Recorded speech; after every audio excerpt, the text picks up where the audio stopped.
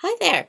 Today we are reading Molly's Pilgrim, and it's written by Barbara Cohen. This is one of my favorite books. It's really good. I didn't like the school in Winter Hill. In Winter Hill, they laughed at me.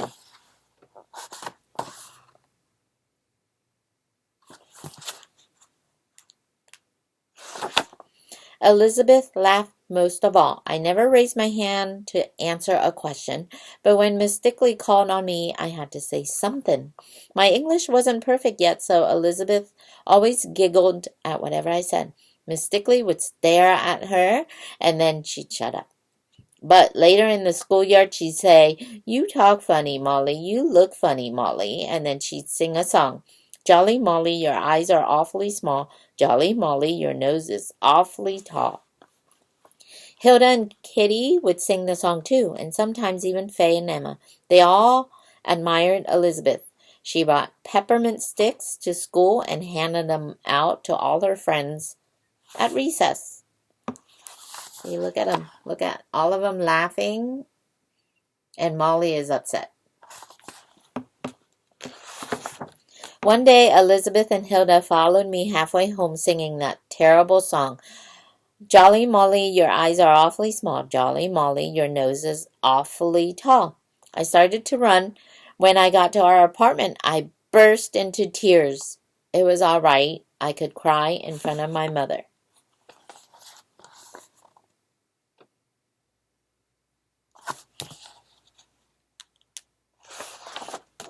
She put her arms around me. I leaned my head against her chest. She felt like a big, soft cushion. "Shankite, what's the matter?" she asked. My mother didn't speak much English. She talked to me in Yiddish. "Mama, let's go back to New York City," I said. "In this third grade, there aren't any other Jewish children. I don't talk like the other girls. They make fun of me. I hate going to school." "Oh, Michaela," Mama said, "we can't go back to New York City. In New York, Papa had to work in a factory. We had to live in a poor tenement house. Here in Winter Hill, Papa has a good job in Mr. Brodsky's store downstairs, and Mr. Brodsky even lets us live in this nice apartment." "Well then, let's go back to Goraduk," I suggested. "We only came to this country last winter. I bet we could still get our old house back." "If the Cossacks hadn't burned it down," Mama snapped. "They burned the synagogue. One day, who knows, they would have burned us. May they grow like onions with their heads in the ground."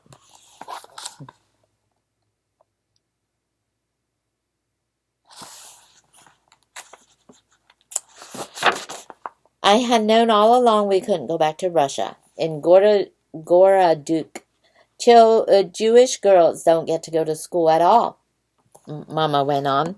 "They have to grow up ignorant, like donkeys.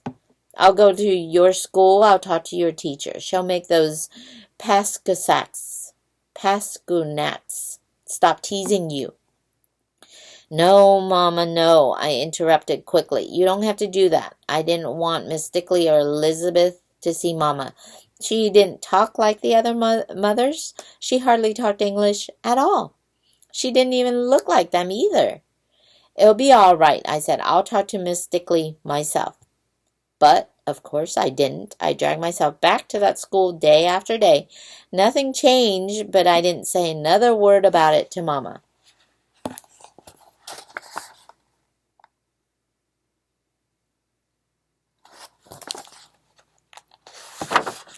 Then one day in November, during reading, Miss Stickley said, "Open your books to page 132. It was a new story. I liked it when we started a new story. "You may begin, Molly," Miss Stickley said. I looked at the title. I shook my head. "Miss Stickley," I said, "I don't know that word." "It's a hard word, Molly," Miss Stickley said, "especially if you haven't seen it before." "Who can tell Molly what that word is?" Several hands shot up. Miss Stickley called on Elizabeth. Thanksgiving, she announced, tossing her long black corkscrew curls. I thought everyone knew that. Thanksgiving. Thanksgiving? I repeated. What's Thanksgiving? Elizabeth snorted. You don't even know about Thanksgiving? I guess you people don't celebrate American holidays. Miss Stickley ignored Elizabeth. The story will explain the word, Molly, she said to me. Go ahead, start reading. I guess that's Elizabeth with her corkscrew hair.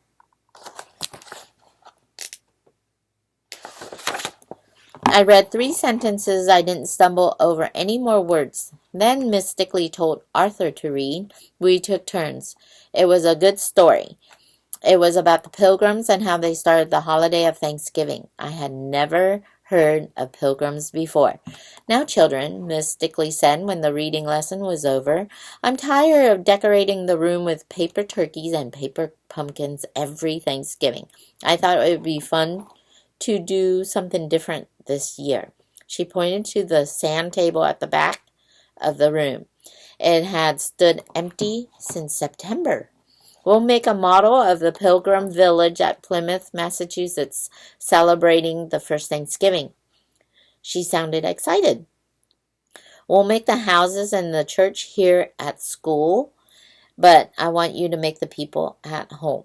You can make dolls out of clothespins. The boys can make Indians and the girls can make pilgrims. Her eyes moved from one face to another. If you sit in row 1, 2, 3, make a woman. If you sit in row 5, 6, 4, 5, or 6, make a man. I sat in row 2. I had to make a pilgrim woman. Bring your dolls tomorrow, Miss Stickley said. Then I'll show you how to make houses out of cardboard.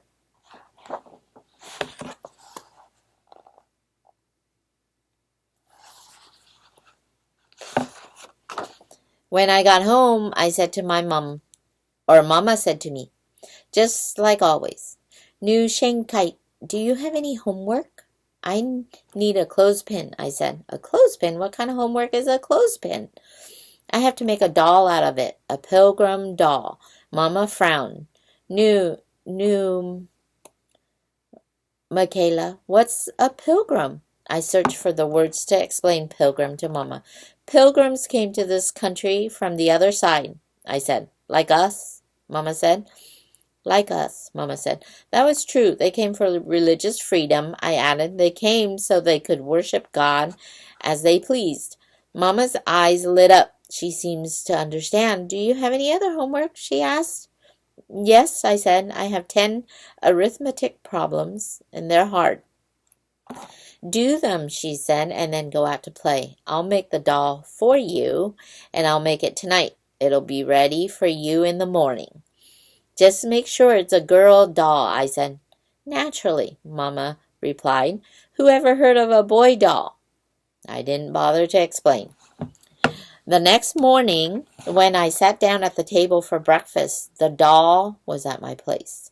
Maybe she had started out as a clothespin, but you never would have known it to look at her. Mama had covered the clothespins with clothes and stuffing. She had made hair out of dark brown yarn, and she embroidered eyes, a nose, and a mouth on the face. She had dressed the doll in a long, full red skirt, tiny black felt boots, and a bright yellow high-neck blouse. She had covered the yarn hair with a yellow kerchief, embroidered with red flowers.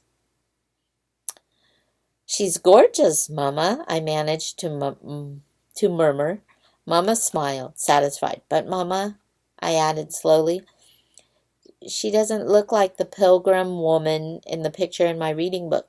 No, Mama said. She looks like you in that photograph you have that was taken when you were a girl.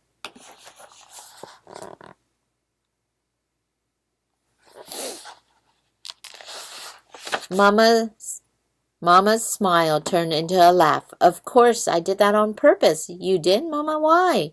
That's a pilgrim, Shanghai, Mama asked. A pilgrim is someone who came here from the other side to find freedom. And that's me, Molly. I'm a pilgrim. I was sure there was something wrong with what Mama was saying. She was not the kind of pilgrim Miss Stickley or other reading books had been talking about. But it was too late to make another doll now. All I could do was take the one I had to school with me. So there it is.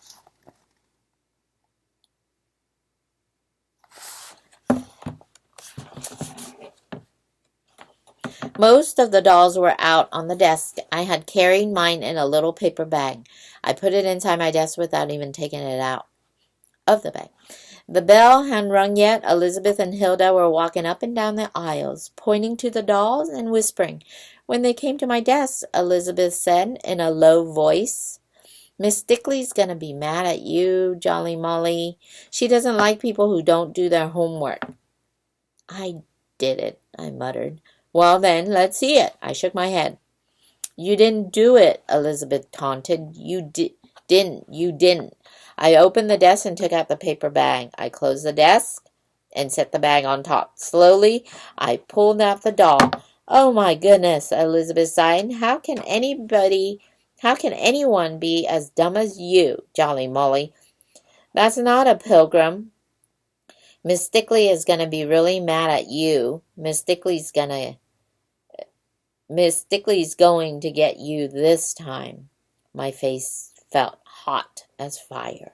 I looked down at my desktop. The bell rang. Elizabeth and Hilda rushed to their seats. I shoved the doll back into my desk.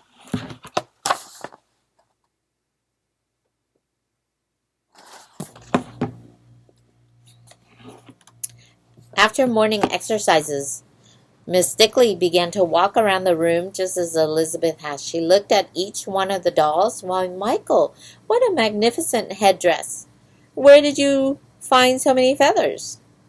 Sally, she's lovely. Such an interesting face. Such beautiful gray silk. Elizabeth, yours is a very rich pilgrim. I think she's the best so far, Elizabeth said. Well, she's very good, Miss Stickley allowed. Down here you can look and see all of their dolls. So here's one, and then that's another one, and then here's another one down here.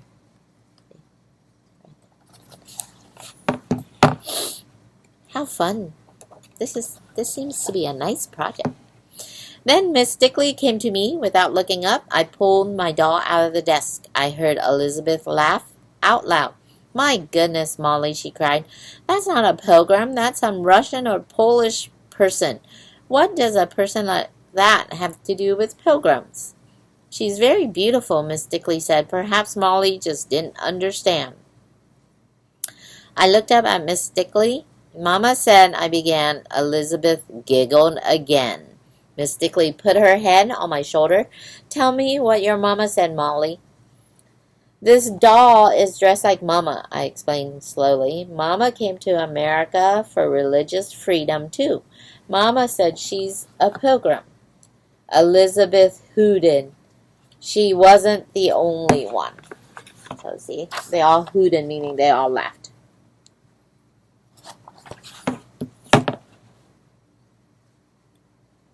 Yeah. So see, you see Molly's doll, and then the paper sack right there. So they all laughed, and Elizabeth was not the only one. Miss Stickley marched up to the front of the room. She turned and faced the class. Listen to me, Elizabeth, she said in a loud voice. Listen to me, all of you. Molly's mother is a pilgrim. She's a modern pilgrim. She came here just like the pilgrims long ago, so she could worship God in her own way, in peace and freedom. Miss Stickley stared at Elizabeth. Elizabeth, do you know where the pilgrims got the idea of Thanksgiving? They just thought it up, Miss Stickley, Elizabeth said. No, Elizabeth, Miss Stickley replied. They read in the Bible about the Jewish harvest holiday of Tabernacles. tabernacle, the Jewish harvest holiday of tabernacles. I knew that holiday. We call it Sukkot.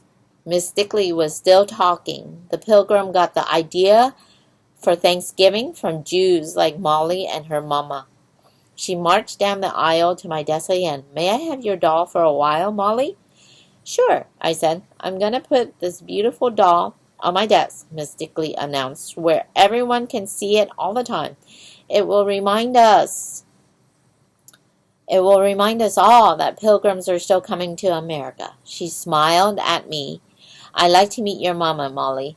Please ask her to come to see me one day after school. There's Miss Stickley.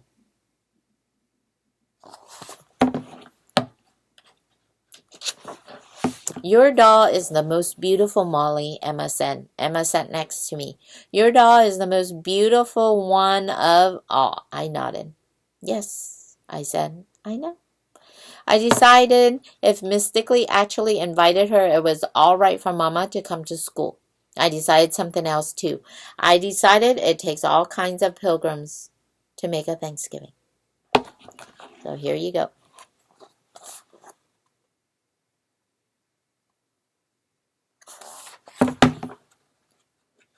And that is the end. And here's the